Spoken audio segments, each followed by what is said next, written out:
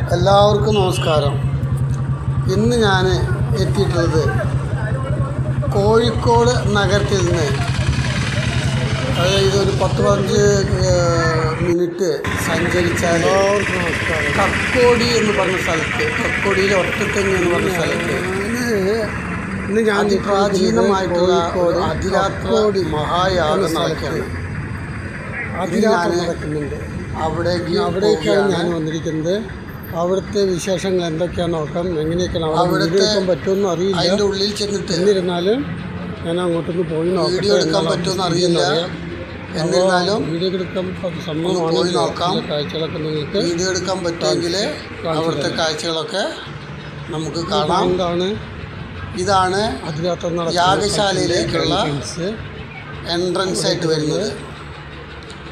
ഇതിലൂടെ കടന്നിട്ടുണ്ടെങ്കിൽ നമ്മൾ ചെല്ലുന്നത് യാഗശാലയിലേക്കാണ്. നമ്മൾ വളരെ ശാന്തസുന്ദരമായിട്ടുള്ള ഇതാണ് യാഗശാല.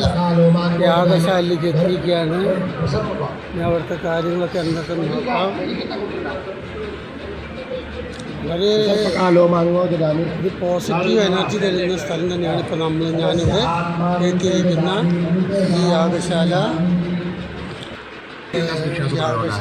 വളരെ ഭക്തി നിർഭരമായിട്ടുള്ള ഒരു സ്ഥലം തന്നെയാണ് യാഗശാല എന്ന് പറയുന്നത്.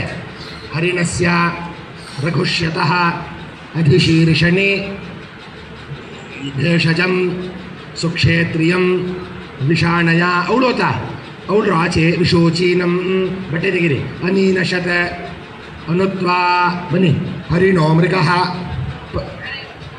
പദ്ഭിഃ മാറിനെ മാറി ചതുർഭിഃ അക്രമീത நான் மொத்தம் அப்படி பண்ணிக்கிட்டேன். வாங்கடா நான் அத்தே நான் மொத்தம் சொல்லிது ಅಂದರೆ लीतासुदक्षिण साम ಹೇಳಿ ತಸ್ಮದ್ದಾತ್ರ ದೇವತ್ರ ಗಚ್ಚತ ಮಧುಮತೀಃ ಪ್ರದಾತಾರಂ ಆವಿಶತ ಅನವಹ ಯಾಸ್ಮಾನ್ ದೇವಯಾನೇನ ಅಖೇತ ಸುಕೃತಾಂ ലോകേ സീതതാം തന്നസംഗസ്കൃതം സദൈതി ബനി. നമസ്കാരം. യാഗത്തിലേക്ക് പങ്കെടുക്കാനായിട്ട് വന്നുകൊണ്ടിരിക്കുന്നത് ഇതാണ് യാഗശാല. ಹೇಳಿ ವಿಶುವ ಪಶ್ಯ ദീർഘമായോ സുമംഗളേ വീരം വദോ നിപാകം സമേത പശ്യത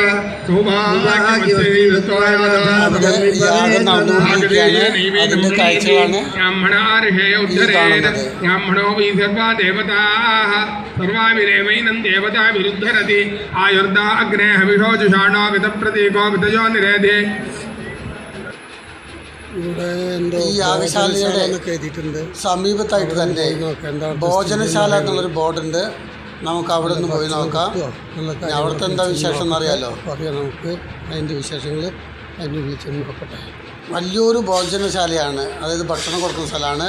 അവിടെ പോയപ്പോൾ എനിക്ക് ഉപ്പുമാവും അതുപോലെ തന്നെ അതിലേക്കുള്ള കറിയും അതുപോലെ തന്നെ ചായയാണ് കിട്ടിയത്. ഉണ്ട് അതുപോലെ തന്നെ ചായ ഉണ്ട്. അതിൻ്റെ ടേസ്റ്റ് എങ്ങനെയുണ്ട് നോക്കി നോക്കാം. അറിയണ്ട നമുക്ക്. നല്ല സ്വാദിഷ്ടമായിട്ടുള്ള ഒരു ഉപ്മാവും കറിയും തന്നെയാണ് ലഭിച്ചത്. നല്ല സ്വാദുണ്ട്. ഇതാണ് ഭോജനശാലയുടെ ഉൾവശം.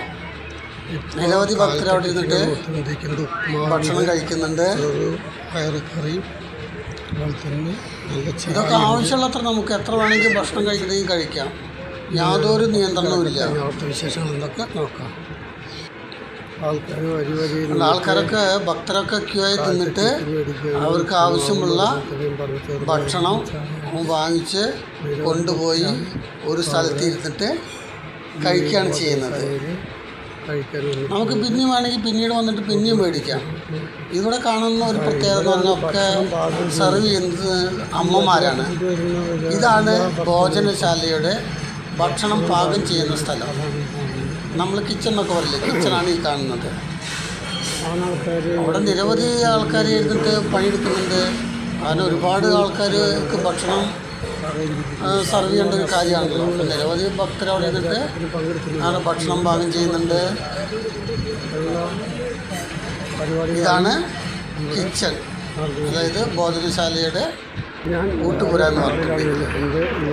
അതിനുശേഷം ഞാൻ ചെന്നത് അവിടെ ഭക്തി പ്രഭാഷണം വലിയൊരു ഹാളാണ്. ഏകദേശം ഒരു 12,000 പേർക്ക് ഇരിക്കാവുന്ന ഹാള്. ആ ഹാളിൻ്റെ പ്രത്യേകത എന്ന് പറഞ്ഞാൽ ശീതീകരിച്ചിട്ടുള്ള ഹാളാണ്. താൽക്കാലികമായിട്ടുണ്ടാക്കിയിട്ടുള്ള ഒരു വലിയൊരു ഹാളാണ്. അവരവിടെ ഹിന്ദിയിലും അതുപോലെ തന്നെ തമിഴിലും തെലുങ്കിലൊക്കെ ആയിട്ടാണ് ആ ഭക്തി പ്രഭാഷണം നടക്കുന്നത്.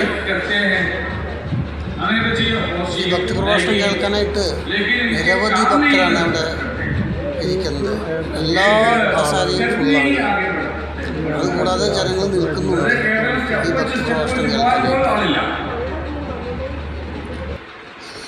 പിന്നെ അതുപോലെ തന്നെ അവിടെ കുറേ പുസ്തകങ്ങൾ വിൽക്കാനായിട്ട് വെച്ചിട്ടുണ്ട്. അപ്പോൾ അത് മേടിക്കാനും ആൾക്കാർ അതുപോലെ തന്നെ അത് നോക്കാനും ഒക്കെ ആയിട്ട് ഭക്തരൊക്കെ അവിടെ വന്ന് നോക്കുന്നുണ്ട്. പുസ്തകങ്ങൾ ആവശ്യമുള്ളവർക്ക് മേടിക്കാം. അതൊരു എക്സിബിഷൻ കൗണ്ടറായിട്ടാണ് അവിടെ അവർ സജ്ജീകരിച്ചിട്ടുള്ളത്. എന്തായാലും പിന്നെ എനിക്ക് ട്രെയിൻ അമേരിക്കയാണ്. അപ്പോൾ കൂടുതൽ സമയം ഇനി അവിടെ ചെലവഴിക്കാൻ പറ്റില്ല. ഞാൻ വരികയാണ്. പറ്റുന്നവരെല്ലാവരും ഈ യാഗശാലയിലേക്ക് വന്ന് പങ്കെടുക്കണമെന്നാണ് എനിക്ക് അഭ്യർത്ഥിക്കാനുള്ളത്. ഇത് 26-ാം തീയതി വരെ മാത്രമേ ഉള്ളൂ. അതിന് മുന്നേ പറ്റുമെങ്കിൽ എല്ലാവരും ഈ യാഗശാല ഒന്ന് സന്ദർശിക്കുക. പറ്റുന്നവരെല്ലാവരും മനസ്സിലെ വിഷമങ്ങളും ദുരിതങ്ങളൊക്കെ മാറും എന്ന സങ്കല്പത്തോടു കൂടി തന്നെ വരിക.